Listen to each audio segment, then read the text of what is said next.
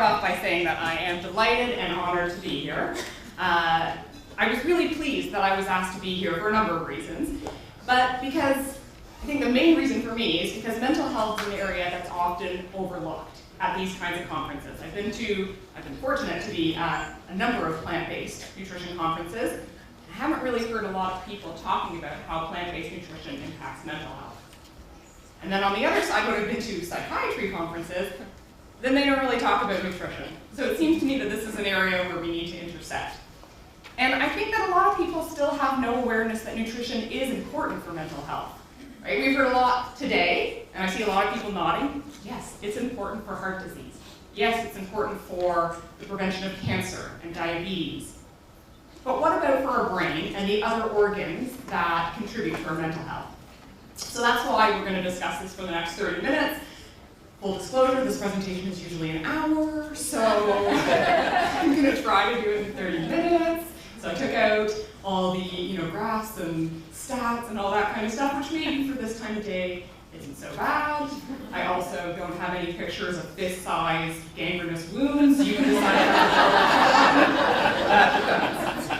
Okay, so I work in London, Ontario at the Child Welfare Resource Institute. It's run through the Ministry of Children, Community and Social Services, primarily in the dual diagnosis program. So kids who have a diagnosis of an intellectual disability plus psychiatric or severe behavioral issues.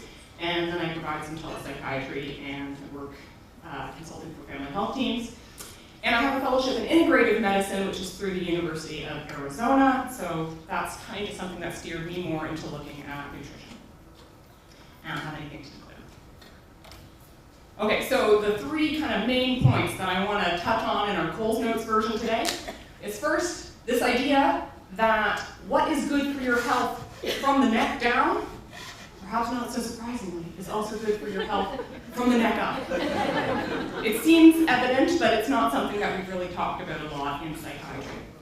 The middle section is talking a lot about inflammation, and you've already heard a lot about that. So looking at an inflammatory component in both the development and maintenance of mental illness. And then the last section, let food be thy medicine, talking about foods that have particular mental health promoting properties. Okay, first section. So the focus in psychiatry, at least when I was training, was on brain anatomy and brain physiology and on our genetic makeup.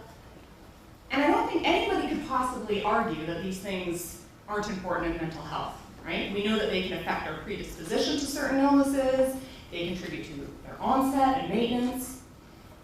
But that being said, if we focus too exclusively on just our brain anatomy or brain physiology, if we look at that in isolation, then I would say that gives us too narrow of a lens when we're looking at preventing and treating mental illness. So to illustrate this, I want to use depression as an example. So we know the risk of developing major depressive disorder has increased at least tenfold since World War II. The World Health Organization predicts that by 2030, more people worldwide will be affected by depression than any other health condition. And all this is occurring at a time of unprecedented focus on psychiatry and mental health. There are more mental health professionals, psychiatrists and psychologists and social workers, therapists of all kinds, treating more people worldwide than ever before in human history. So why then are we seeing such an increase in mental illness? I mean, why are so many people developing depression if it's just about our family history and our brain physiology and our brain anatomy? And I think it's interesting because the studies show that rates of depression are higher for people who live in industrialized nations as opposed to more developing countries. And then within those developing nations, the rates are higher for people who live in the city as opposed to rural dwellers. And I could probably give an entire separate lecture on all the many things that might contribute to that finding, right? Maybe it's being more sedentary, too much technology, not enough access to green spaces, weakening social bonds, etc. But to me, the point is that this shows us that environmental and lifestyle factors are important in the development and maintenance of mental illness, just as they are in many of the other diseases of affluence, right, that you've heard about today, heart disease and diabetes and cancer. And we've known for a long time that those are tied to lifestyle. So yes, yes, genes and family history and brain physiology, they're all very important when we're treating mental illness. But lifestyle and environmental factors, they can alter our brain function, and they can turn genes on and off. And that's really exciting because it means that we have the power to change our health and the health of our patients or clients.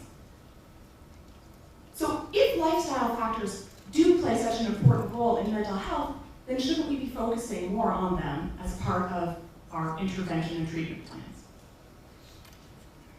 Okay, so you might think it's common sense. Everybody kind of laughed along with me. Of course, what's healthy for the body down here is also healthy for the body up here. But when I was training in psychiatry, which really wasn't that long ago, nobody really talked about that. We've always kind of viewed the brain as being separate from the rest of the body. You know, I'm a psychiatrist. I know you have diabetes, and I know you have heart disease, but I'm not going to talk about that. I'm only going to talk about your depression.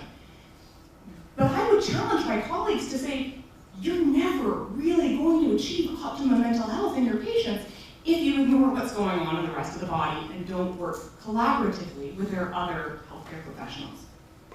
So fortunately, we are seeing an increase in research that's looking at the link between quote-unquote mental illness and quote-unquote physical illness. So we use depression as an example again. We know that many chronic illnesses, when you get that diagnosis, it increases your risk for depression. A quarter of patients with cancer develop depression, and we see especially high rates in certain kinds of cancer like breast and pancreatic and colorectal and prostate. About a quarter of patients with diabetes or stroke develop depression, about a third of heart attack survivors, and up to half of those with Parkinson's disease.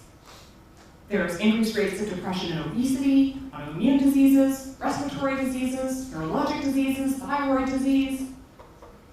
Okay, and then on the flip side, so if you develop depression first, well then you have an increased risk of developing many of these chronic illnesses. Obesity, diabetes, cancer, as well up to a twofold increase in the risk for heart disease if you have a diagnosis of depression. Depression is associated with a poorer outcome in those with heart disease, and if you have depression after a heart attack, it triples your risk of dying. Depression is known to increase metabolic symptoms like elevated blood pressure and cholesterol. It increases arteriosclerosis, insulin resistance, and it decreases heart rate variability. And I think that one's really interesting because heart rate variability is a measure of the naturally occurring beat-to-beat variations in your heart rate. And that can actually be seen as a marker of overall health, and it's decreased in depression. We know that depression is linked to an overall higher risk of premature death. So, when you look at all of that data, I would say that it's clear that there's this bi-directional link between mental illness and physical illness. So much so that maybe it doesn't make sense to make a distinction between the two. Maybe it's just health, as opposed to mental health and physical health. But there's been very little focus on what to eat or avoid eating when we're talking about decreasing our risk of mental illness. We talk a lot about it. I've seen the Cheerios commercial. I know I should, eat oats for heart health, but nobody's out there saying what you should eat for mental health. But since we're now seeing that mental illness and physical illness have a bi-directional link, then isn't it safe to say that probably the same foods that are going to be healthy for heart disease and diabetes and cancer are going to be the things we need to eat or avoid eating for mental health? Okay, so we're moving to the second section here. We're going to talk about inflammation because research has shown that inflammation is an important contributor to that bi-directional link that I was talking about. So inflammation is the protective or destructive response of body tissues to irritation or injury. And it's actually the foundation of the body's healing response. So in many cases, inflammation can be a good thing. The problem arises when inflammation stops serving a purpose and becomes chronic, and then it can damage the body and give rise to illness, right? So an example that a lot of people are aware of is in autoimmune diseases, when the immune system is mistakenly attacking normal tissue, like diabetes type 1, rheumatoid arthritis, lupus, etc. And inflammation is now a really big topic in medical research, and evidence has shown that chronic inflammation is important in lots of different chronic diseases like we've heard today, as well as psychiatric conditions, mood disorders, anxiety disorders, psychosis. So how does inflammation play a role in mental illness? So one of the many suggested mechanisms is the link of the brain and the immune system and the abnormal production and function of cytokines, right? These small proteins that are important in communication between cells. They have a crucial role in the immune system and in fighting off infection, and they can become dysregulated and harmful in inflammation. And studies have shown that when you take certain cytokines that promote inflammation and you administer them to animals, they start to act in a way that's called sickness behavior. They become listless, they lose interest in eating and grooming and sex. And it's interesting because many of these symptoms are similar to what you actually might see in depression or anxiety. And this sickness behavior is actually thought to be an appropriate adaptive response in an animal when it's sick, right? If you have a cold or the flu, it's a good idea to maybe get your Netflix on and chill for a bit, right? You should avoid socializing because you don't want to spread it to other people. But the problem is when your body is having these inflammatory cytokines and it's telling you that you're sick, so, well, really you should just lie down and not socialize. But actually the treatment for mental illness is to get outside and get some sunshine and be physically active and talk with other people. It's hard to ignore everything that your body is telling you to do. So to me that begs the question, where is all the inflammation coming from? So, as you can see, there's lots of potential sources of inflammation, what we call pro-inflammatory factors. And perhaps not surprisingly, a lot of these are things that you would see more in industrialized nations and more within cities. So if the balance of the pro-inflammatory factors in our lives start to outweigh the anti-inflammatory factors, then our overall inflammatory load can become too high and that can lead to illness. And we have variable amounts of control over different things on this list. I mean, environmental toxins, there's only so much we can do, I guess, sometimes in day-to-day life. But one area that you can make a lot of change in is what you're putting in your mouth multiple times per day. So there's already been, other slides kind of alluding to this same fact here, that the top 10 sources of calorie, this is in the US diet, but like we talked about, we're not really all that different here. And if this is the food that we're getting most of our calories from, then how does that kind of diet affect mental health? So one way is because most foods can be considered more or less pro or anti-inflammatory. And the standard American diet is exceedingly high in pro-inflammatory foods. So the goal is to make changes to your diet to increase the anti-inflammatory foods and decrease the pro-inflammatory foods. So usually I'm not a fan of reducing foods to just its major macronutrient, because that's kind of reductionistic, but for clarity, we're going to do just that. So the foods that are most pro-inflammatory, when we're looking at fats, it's going to be the fats that you see in fast food and junk food and processed foods. And we've talked about this already today, the high pro-inflammatory fats like trans fats and saturated fats. And it's not just the type of fat that's important, but also the ratio, as we heard earlier, right? If we have too much omega-6 and not enough omega-3, then that's also going to be pro-inflammatory for the body. And then carbohydrates. I mean, probably a lot of people here share my view that carbohydrates have really gotten an unfair rap over the past few years, when it's not the macronutrient carbohydrate that's the problem, it's the refined carbohydrates. They're generally pro-inflammatory because they're high glycemic load foods, which spike blood sugar, cause abnormal reactions that cause pro-inflammatory compounds called advanced glycation end products, which can damage DNA, disrupt cell membranes, advance the aging process. And then protein. In the standard American diet, right, there's a lot of animal products, and especially when the animals have been fed diets that are unnatural to them and grain-rich, that results in the meat being higher in inflammatory fats, like saturated fats. And we know that when you have that kind of diet high in those saturated fats, that can lower levels of something called brain-derived neurotrophic factor, or BDNF for short, which one of the physicians I listened to, he was calling it miracle grow for the brain. Right? So this is something we want to have a lot of in our diet because it can improve mood and attention and learning, and it encourages brain cell growth and lowers brain inflammation. And when you have a diet that's based on nutrient-dense whole foods, that increases your levels of BDNF. And then another reason that meat can be pro-inflammatory is because of a process that happens when meat is cooked. So it's not just important what you eat, it's important how you cook the food that you eat. Because cooking can also cause those advanced glycation end products, which can, as we said, disrupt cell membranes. And so that's one reason that you want to, more often than not, you want to be water sauteing, steaming, baking, as opposed to searing, grilling, and roasting, that are to cook your food at low temperatures over longer time. So the anti-inflammatory foods. This is the good section, because right now I feel like I've killed Christmas and birthdays. So we want to talk about what yummy foods can you eat and be anti-inflammatory. And it's not going to be any surprise. These are the foods that your great-great-grandparents would have recognized as food. A good rule of thumb is that anything that is naturally high in fiber, not fortified with fiber or enriched with fiber, but naturally high in fiber, is going to be anti-inflammatory. So all your fruits and vegetables, the natural pigments that color them, they tend to have potent anti-inflammatory properties. And then whole and cracked grains, so whole wheat, brown rice, quinoa, bulgur, millet, barley, buckwheat, sorghum, amaranth, teff, there's a whole lot of them to explore. And when you have the grain either whole or at most in a few large pieces, that's less inflammatory because it causes a gentler rise to the blood sugar. I think a good rule of thumb for something like bread is if you could take it and smush it into a ball in your fist, don't eat it.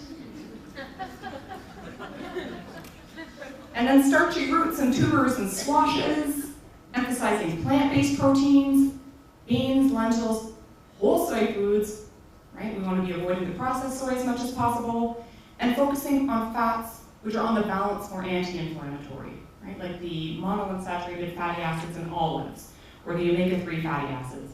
And I won't go into that too much because it's been so nicely talked about already. But I will say one thing, because sometimes when we're listening to the few people who do talk about nutrition for mental health, they say, well, fish is very important for mental health. And usually the reason is because of those omega-3 fatty acids. But there's lots of issues that we've heard about environmentally with fish, about the toxins like PCBs and mercury. But also, as was mentioned, fish don't create omega-3 fatty acids. They're not little omega-3 fatty acid producing machines. They get it from the algae that they eat. So, given that a lot of fish these days are farmed fish, and they're fed a very different diet, and therefore no longer a reliable source of omega-3 fatty acids, if you are going to supplement, why don't you just skip the middleman and get your omega-3 fatty acids from the same place that the fish get them? So there are several studies linking low levels of the omega-3 fatty acids, EPA and DHA, with multiple mental disorders. Depression, postpartum depression, bipolar disorder, ADHD, and psychosis. So we have clinical guidelines in Canada for the treatment of depression, the CanMAC clinical guidelines, and they say that omega-3 fatty acids have level 1 evidence. So that means from large randomized controlled trials with clear-cut results as used for an augmentative therapy in mild to moderate depression. So given this evidence and the fact that there are very few risks to using omega-3 fatty acids, it seems to me to be a pretty underutilized treatment. And talking about oils, I like Thomas Campbell's book, The Campbell Plane. It goes into a really good talk about why oils are not a health-promoting food, why you want to be getting fats from their original whole source. So I think that's a great discussion.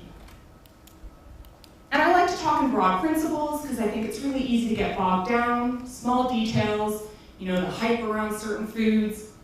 But there are some foods that have specific potent anti-inflammatory properties, which helps them be beneficial for mental illness. Specific antioxidants in olives, green tea, and dark chocolate. Some compounds in herbs and spices like ginger and turmeric, especially if you combine the turmeric with black pepper so it's more bioavailable. And cruciferous vegetables, your kale, cauliflower, broccoli, etc. They have potent anti-inflammatory properties.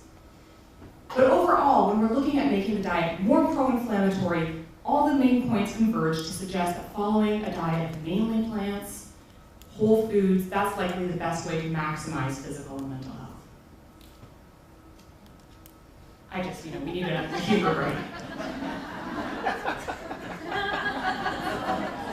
Okay, so the last section, let food be thy medicine. So we're talking a lot about the contribution to chronic illness, mental illness, and how that's caused by what we eat. But the reality is also that what we don't eat because we're missing out on it, because we're filling up with a lot of pro-inflammatory junk in the standard American diet, that's also important, because it can directly impact our nervous system. And we're going to try to highlight 3 ways. First is your neurotransmitters, right? The chemicals in your body that transmit signals from one brain cell to another. We know that they're important in mental illness. The drugs that we use to treat mental illness, like Prozac, they all focus on these neurotransmitters. But they don't contain the neurotransmitters. They just impact the way your body uses the neurotransmitters. Your body still has to make the neurotransmitters. And so, like, if I was trying to make a table and I didn't have enough wood, it's going to be a wonky looking table. So you have to have enough of the building blocks or the precursors to help your body make the neurotransmitters like serotonin and dopamine and norepinephrine. And even if you have enough of the building blocks, which you're going to get from your healthy plant-based sources of food, you have to have enough of the cofactors. That's like the nails that's putting the wood together. And you get those from, well, lots of different sources, but in the case of serotonin, you would get that from vitamin C as one of the cofactors.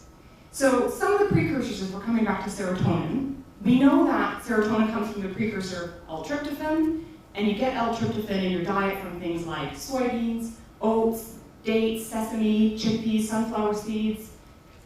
And then, like I said, you want to be getting your precursor, or your cofactors, and in this case, vitamin C is a particularly important cofactor. But the role for the precursors and cofactors is the same for all of your neurotransmitters. Dopamine, acetylcholine, norepinephrine, all of them. And when we looked at that slide of the list of top 10 food calories consumed, then we can see that it's going to be lacking in a lot of the building blocks and cofactors to make our neurotransmitters. And then when we look at our nerve cells themselves, what we eat helps to create healthy brain cells. So one reason comes us back to the omega-3 fatty acids. We know they play an important role in brain cell integrity, healthy development, maintenance, and function of our brain cells, particularly because they contribute to the cell's membrane or outer layer. And that may be another reason why omega-3 fatty acids lower the risk of depression, play a role in brain development in infants and children, and they contribute to successful brain aging. And another factor for our neurons are antioxidants, because they inhibit oxidation reactions or oxidative stress, which can damage our cells, including our brain cells. So you want to be consuming antioxidants like vitamin C, vitamin E, beta-carotene, and selenium, because that's going to keep the oxidation reactions in check, thereby reducing unnecessary cell death or cell damage. And antioxidants, plentiful in fruits and vegetables, whole grains, legumes, nuts, etc. And the last point is about the microbiome, which we've heard about a lot today too. There's a lot of attention being paid to the gut microbiome, the collective term for all the microbes, bacteria, fungi, protozoa, viruses that live inside or on the human body. And 9 out of every 10 cells in our body actually belongs to microbial species. And we generally regard microbes as either harmful and disease-causing, or at best harmless, but what we're finding is that it's actually equally true that those that are on or in our body play an important role in keeping us healthy. And the problem is that the standard American diet, it might feed the human, albeit not very well, but it doesn't feed the microbiome. So gut dysfunction due to an unhealthy microbiome has been implicated as one of the prime causes of that widespread chronic inflammation we talked about, and this could lead to depression and anxiety. And the gut has its own nervous system called the second brain, or the enteric nervous system, and it uses all the same neurotransmitters that we talked about earlier. And if the gut microbiome becomes unhealthy, then this could negatively affect the enteric nervous system and the gut-brain axis, which is the biochemical signaling that takes place between the gastrointestinal tract and the nervous system. And it's interesting to note that there's often a lot of gut symptoms in mental illness, right? Decreased appetite, abdominal distress, changes in bowel habits. And there's now evidence that pre- and probiotics can be beneficial for both the gut symptoms and the emotional symptoms of these illnesses. They can also alter levels of neurotransmitters and lower our overall levels of stress. So what to make of this? I think the research is still evolving. But one thing that I think has been really exciting to see is that you can actually improve your microbiome even without taking probiotics, that just eating a very whole food plant-based diet has been shown that it can actually improve the microbiome itself. Okay, one more funny. Okay, so just a few last points. I know I'm running out of time. This is a former US food guide. And there are lots of things we could note about it, but in particular, I want you to look at group 7. Yes, that's right. Butter was its own food group. Amazing. But in addition, there's a line on the bottom that says, in addition to the basic 7, eat any other foods you want. This was the food guide. But this was produced during the war, when just getting enough calories to survive the war was of primary importance, not your risk for chronic disease. You just got to survive the war. But what that illustrates to me is that dietary recommendations change and food fads come in and out of favor, and that can be one reason why we and our patients may be so confused about what we should eat. And so I like to point people to let's look at what are the basic principles that have been seen in most cultures in the world over most of human history, and that's eating whole, unprocessed foods and focusing on plants. And the goal isn't to turn you all into nutrition experts, but rather to make you aware that nutrition is important in mental illness and mental health. And that's why, in my opinion, a dietary history should be part of a mental health history, and why nutritional intervention should be part of a comprehensive psychiatric treatment plan. So the last slide, I promise, the same diet that promotes physical wellness also promotes mental wellness, and now you all know why. We want to minimize pro-inflammatory foods and emphasize anti-inflammatory foods. A plant-based diet of whole, unprocessed foods provide the building blocks for healthy neurotransmitters, healthy brain cells, and a healthy microbiome, and that the general principles are going to be the most important. We don't have to worry about really is kale superior to spinach, and am I getting enough goji berries? Just eating a whole plant food diet. So I would say that eating this way is anti-inflammatory, decreases your risk for chronic illness, promotes mental health. So maybe an apple a day really can keep the doctor away. Thank you.